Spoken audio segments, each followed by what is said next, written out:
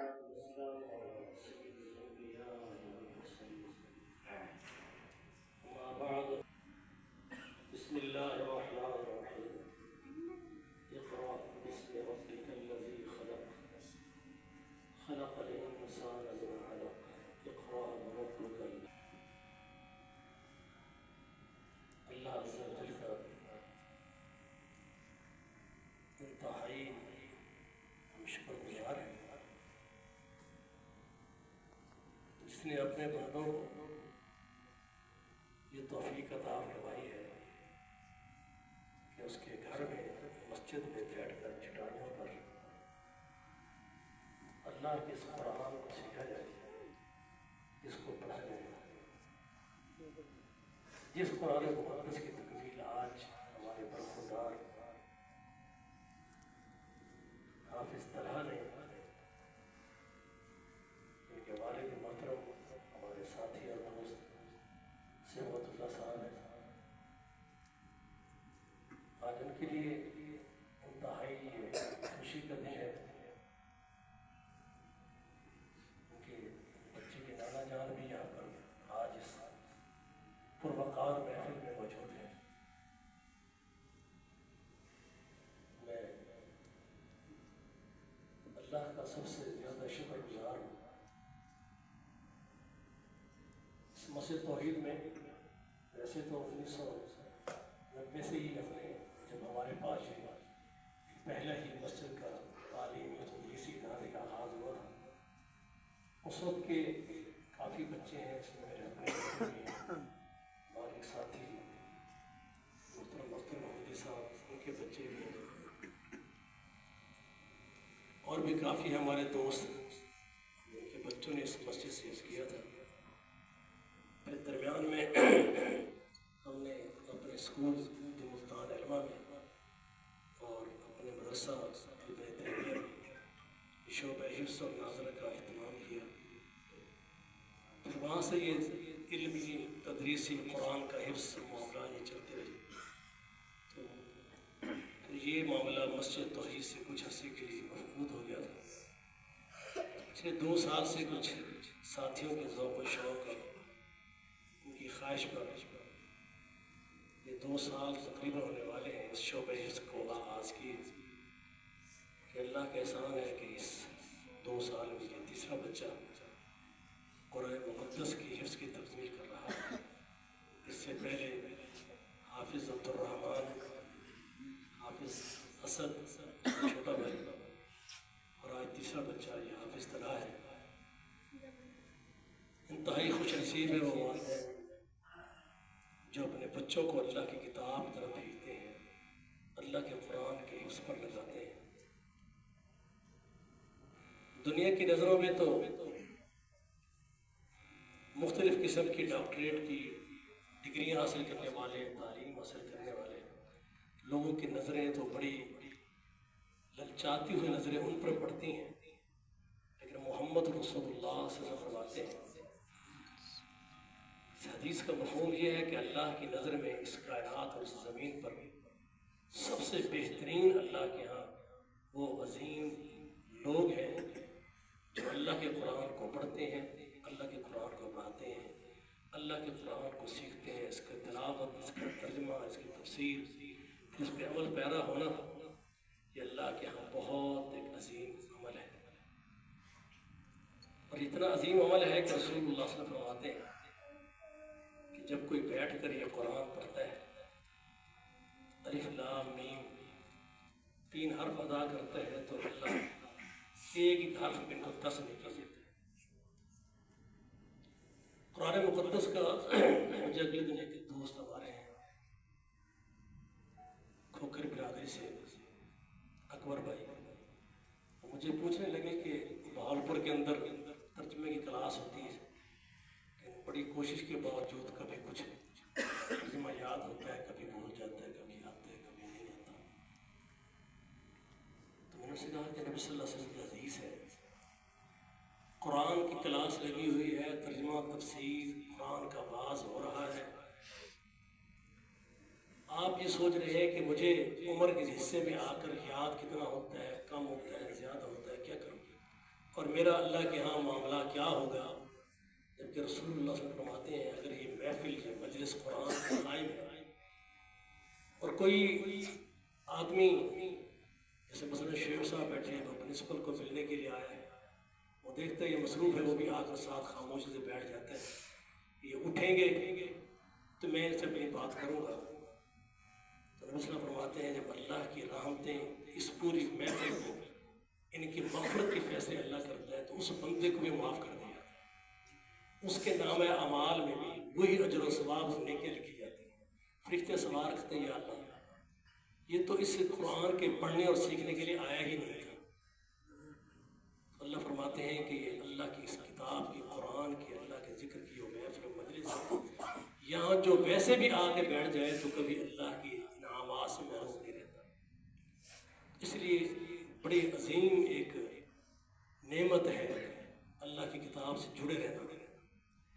ہمارا تو فوکس یہ بھی اللہ کی نعمت ہے ہم پر کہ بچوں کی طرف ہمارا فوکس ہو گیا ہے۔ جو نبی صلی اللہ علیہ وسلم کے صحابہ نے تو سب نے بڑی عمر میں قرآن پڑھے، ایمان لائے، اس کو حفظ کیے، قرآن کے قاری بنے، تو یہ ایک عظیم جو ہے جس میں نبی صلی اللہ علیہ وسلم کی حدیث ہے جب بندہ فوت ہو جائے گا تو اس کے نام اعمال میں تقریباً رجسٹر بند ہو جاتے ہیں نیکیوں کا، لیکن 3 عمل اس کے جاری رہتے ہیں، جن میں سے ایک عمل اس اولاد کا ہے جو اپنے اولاد کو مسجد میں لاتا ہے، نماز میں بٹھاتا ہے، قرآن پڑھاتا ہے، قرآن سکھاتا ہے، اس کا ذوق و شوق ہے۔ لوگ بڑی عظیم عظیم ڈگریوں پر اپنے بیٹے کے ماتھے چوم رہے ہوتے ہیں اور وہ اپنے بیٹے کی پیشانی چوم رہا ہوتا ہے، ماں چوم رہی ہوتی ہے کہ میرے بیٹے نے اللہ کی کتاب حفظ کر لی ہے۔ یہ اللہ کے ہاں کتنا یہ بچہ عظیم بن جاتا ہے جب یہ قرآن پڑھ کر قرآن کو حفظ کرتا ہے۔ اس کا احساس والدین کو قیامت میں جب اللہ دے گا تو دنیا انسانیت میں نمایاں کردار ان کا ہوگا کہ اللہ کے ہاں ان کو ایسا تاج پہنایا جائے گا جس کی روشنی سے پوری انسانیت کو احساس ہو رہا ہے یہ کون ہے، تو رسول اللہ صلی اللہ علیہ وسلم کی حدیث کے مطابق یہ وہ بچہ ہوگا جس نے قرآن پڑھا ہے، جس کے والدین نے اس پہ محنت کی ہے۔ تو یہ بڑا عظیم ایک مرحلہ ہے جو آج پایہ تکمیل کو پہنچا ہے۔ میں اس بچے سے بھی اور اس کے والد سے خصوصی طور پہ یہ گزارش کروں گا جب تک یہ بچہ خود میچور نہیں ہو جاتا اس کے حفظ کو باقی رکھنے کے لیے آپ نے پوری توجہ کرنی ہے۔ یہ قرآن پڑھ کے حفظ کر لینے کی بڑی نیکی ہے، اس حفظ کو ضائع کر دینے سے اللہ ناراض اتنا ہوتا ہے، تو اس کو حفظ کو ضائع نہیں کرنے دینا۔ اور جب کوئی ایک بچہ مستقل تسلسل سے تراویح کی نماز کم از کم میں سمجھتا ہوں قرآن کا اور رمضان کا بڑا گہرا تعلق ہے۔ اللہ فرماتے ہیں شہر رمضان الذی انزل فیہ القرآن، یہ رمضان وہ مہینہ ہے جس کے اندر اللہ نے قرآن کو اتارا ہے، تو ان کا رمضان کا اور قرآن کا بڑا گہرا تعلق ہے۔ جب تک اس تعلق کو آپ عملاً باقی رکھیں گے، مساجد کم ہیں، بچے الحمدللہ زیادہ حافظ ہو رہے ہیں، تو آپ اپنے گھروں میں گھر کی خواتین، گھر کے افراد کھڑے ہو کر، گھر کے بچوں کو ساتھ کھڑا کر کے اپنے گھر میں نماز تراویح کے اہتمام میں جو ہے اس کا اہتمام کریں اور کوشش کریں کہ کوئی رمضان مبارک کا مہینہ، اب ابھی میرے چودھری عمران صاحب سے کل بات ہو رہی تھی، ان کے بیٹے نے یہاں 2 دن پہلے قرآن کے حفظ کی تکمیل کی ہے، تو ایسے آ کے جب دوستوں کی خواہش ہوتی نہیں اس مسجد میں میرا بچہ بھی پڑھائے، میرا بچہ بھی پڑھائے، تو اس میں ایک نقصان بھی ہوتا ہے کہ جب 2-3 شخص خواہش کرتے ہیں کہ میرا بچہ پڑھائے تو ایک ایک پاؤ پڑھانا ان کے حصے میں آتا ہے۔ جب وہ ایک ایک پاؤ پڑھاتے ہیں تو بچہ اپنے بچپنے کی وجہ سے وہ ایک پاؤ کو اچھی طرح یاد کر کے آتا ہے، جو وہ سنا لیتا ہے، استاد بھی خوش ہے، ماں باپ بھی خوش ہے، لیکن آہستہ تو منزل کمزور ہوتی جاتی ہے۔ تو اس میں 2 طریقے ہیں، یا تو وہ بچہ بقیہ قرآن اسی دن تراویح کے اختتام کے بعد، جہاں ہم حفظ کرتے تھے ہمارے استاد کے طریقار تھا کہ تراویح کے بعد سارے بچے جہاں جہاں قرآن کی تراویح میں آتے تھے واپس اس مسجد میں جمع ہوتے تھے اور بقیہ پورا پارا تراویح والا استاد کو سناتے تھے۔ بصورت دیگر اگر آپ اپنے گھر میں اہتمام کر لیں گے اور وہ بچہ پورا مکمل پیچھے قرآن کھول کے سن لیں گے بچے کو پڑھنے دیں تو اس کا فائدہ یہ ہوگا کہ وہ تراویح پڑھانے والا بچہ جب قرآن نہیں بھولے گا لگاتار 5 7 10 سال پڑھا لے تو انشاءاللہ قرآن حفظ ہو جاتا ہے. تو اس قرآن کا حفظ کرنا جتنا بہت بڑا اعزاز ہے، اس کو باقی رکھنا بھی اتنا ہی بڑی ضرورت ہے. اللہ تعالیٰ سے میں دعا کرتا ہوں اللہ اس بچے کو اس قرآن کا عالم بھی بنائے، حفظ کے ساتھ ساتھ اس کا عامل بھی بنائے، اور اس کے والد صاحب کو اللہ تعالیٰ یہ ذوق و شوق موت تک باقی رہے جو اللہ کے دین سے محبت، قرآن سے محبت ہے، اور اللہ ان کو اس کے دنیا و آخرت میں اجر کثیر سے نوازے. ان کے بزرگوں کو بھی،